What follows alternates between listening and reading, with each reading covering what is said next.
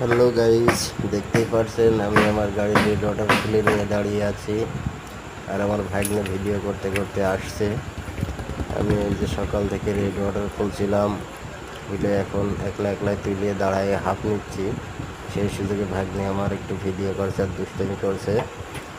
বলতেছে যে মামা দেখি তোমার গায়ে কত শক্তি, তুমি একলা একলা তুলেছো, এখান থেকে নামাও দিনি। সব মিলিয়ে এসে আমার সাথে একটু মজা করছে।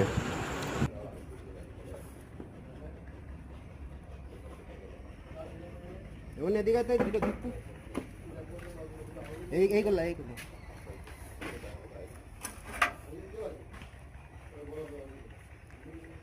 আসল ভাইরা